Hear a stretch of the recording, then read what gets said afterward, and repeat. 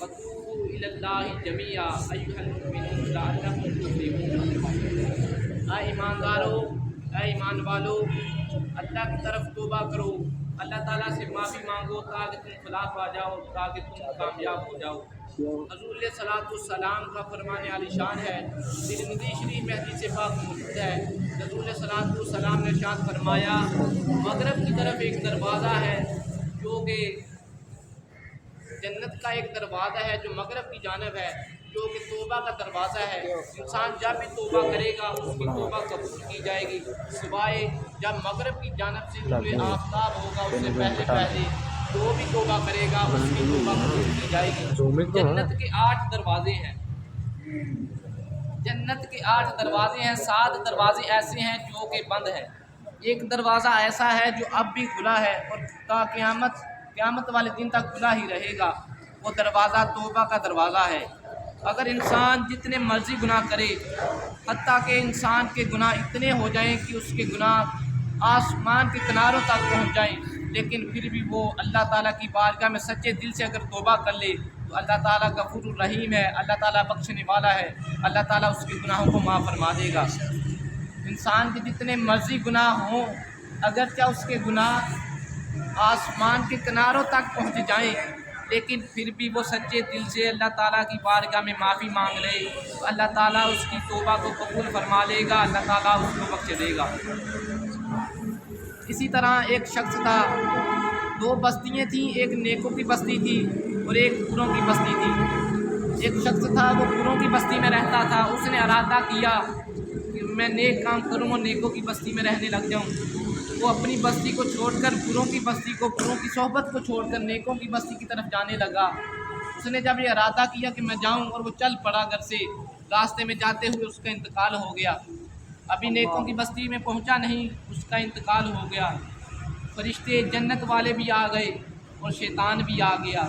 شیطان آ کے کہنے لگا اس کو میں لے کے جاؤں گا کیونکہ یہ برے کام کرتا تھا، اتنے ساری زندگی کوئی اچھا کام نہیں کیا۔ لیکن جو جنت والے فرشتے تھے وہ کہتے ہم لے کے جائیں گے کیونکہ یہ اللہ کے راستے میں اس نے توبہ کی تھی اور اب یہ جا رہا تھا کہ میں نیک کام کروں گا، نیکوں کے ساتھ رہوں گا۔ وہ آپس میں جھگڑنے لگے، یہ معاملہ اللہ تعالیٰ کی عدالت میں پہنچا۔ اللہ تعالیٰ نے فرمایا جگہ کو ناپ لیا جائے، اگر نیکوں کی بستی کے زیادہ قریب ہو تو اس کو نیکیوں والے فرشتے لے جائیں، اگر بروں کی بستی کے قریب ہو تو اس کو شیطان لے جائے۔ جب جگہ کو ناپا گیا تو وہ جگہ جو نیکوں والی بستی تھی اس کی طرف زیادہ نکلی، اس کو جنت والے فرشتے لے گئے۔ اسی طرح ایک شخص نے 99 قتل کیے تھے، ایک شخص نے 99 قتل کیے تھے۔ وہ کسی عالم کے پاس گیا اور کہنے لگا کہ میں نے توبہ کرنی ہے اور میں نے 99 قتل کیے ہیں، کیا میری اللہ تعالیٰ توبہ قبول فرما لے گا؟ اس نے کہا تم ایسے کرو، ایک جگہ ایک راہب رہتا ہے، تم اس کے پاس جاؤ اور وہاں جا کر توبہ کرو، انشاءاللہ وہ آپ کو اچھی بات بتائے گا۔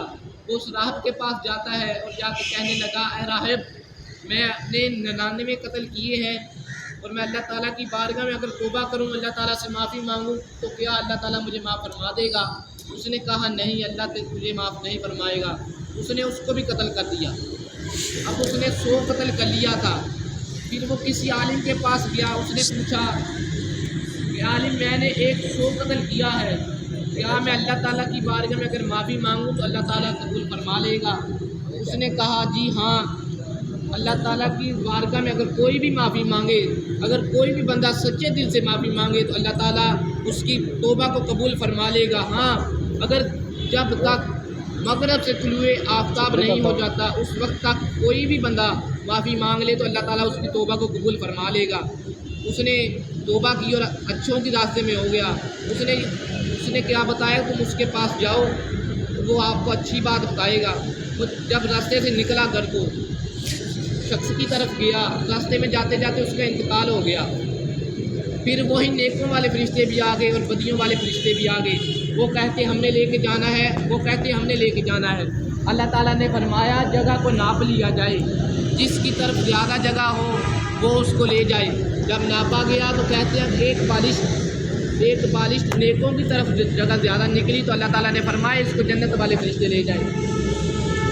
اسی طرح رسول صلی اللہ علیہ وسلم کے زمانہ میں ایک عورت نے زنا کر لیا، اس کو زنا سے حمل ٹھہر گیا، تو حضور علیہ الصلوۃ والسلام کی بارگاہ میں وہ عورت آئی اور آ کر کہنے لگی یا رسول اللہ میں نے زنا کر لیا ہے، مجھ پر اس کی حد لگائی جائے، مجھے اس کی سزا دی جائے۔ اس نے جب حضور علیہ الصلوۃ والسلام کو یہ فرمایا عرض کی تو حضور علیہ الصلوۃ والسلام نے اس کے گھر والوں کو بلایا اور فرمایا کہ اس کو لے جاؤ اور اس کا اچھے سے خیال رکھو جب تک اس کا حمل ظاہر نہیں ہو جاتا، جب تک اس کا بچہ پیدا نہیں ہو جاتا تو اس کی اچھی طرح دیکھ بھال کرو، جب بچہ پیدا ہو جائے تو اس کو میرے پاس لے آنا۔ جب بچہ پیدا ہوا تو وہ اس کو حضور علیہ الصلوۃ والسلام کی بارگاہ میں لے گئی۔ جب حضور علیہ الصلوۃ والسلام کی بارگاہ میں لے کر گئے تو حضور علیہ الصلوۃ والسلام نے فرمایا اس کے اچھی طرح کپڑوں کو سمیٹ لیا جائے اور اس کو سنسار کر دیا جائے، یعنی اس کو جلا دیا جائے۔ جب اس کو سنسار کر دیا گیا تو حضور علیہ الصلوۃ والسلام نے بعد میں اس پر نماز جنازہ پڑھی۔ جب اس پر حضور علیہ الصلوۃ والسلام نے نماز جنازہ پڑھی تو حضرت عمر فاروق رضی اللہ تعالیٰ عنہ خلیفہ دوم مراد رسول حضرت عمر فاروق رضی اللہ تعالیٰ عنہ عرض کرنے لگے یا رسول اللہ اس عورت نے زنا کیا تھا پھر بھی آپ نے اس پر نماز جنازہ پڑھی ہے۔ آپ نے فرمایا اے عمر تجھے کیا نہیں پتہ کہ اللہ کے قریب توبہ کی کتنی اہمیت ہے؟ اس نے زندگی میں اپنی دنیا میں رہتے ہوئے ہی اپنے منہ سے اپنے گناہ کو قبول کر لیا، اس سے بڑا اور کون سا عمل ہو سکتا ہے؟ اس سے بڑھ کر اور کون سا عمل ہو سکتا ہے؟ اسی طرح ایک شخص تھا، اس نے گناہ کیا اور اس کو اس گناہ پر ندامت ہوئی، وہ اپنے اللہ تعالیٰ کی بارگاہ میں التجا کرتا ہے یا اللہ میں تیرا گناہ گار بندہ ہوں، میں نے بہت گناہ کیے ہیں، یا اللہ تو مغفور الرحیم ہے، یا اللہ میرے گناہوں کو بخش دے۔ جب اس نے اللہ تعالیٰ کی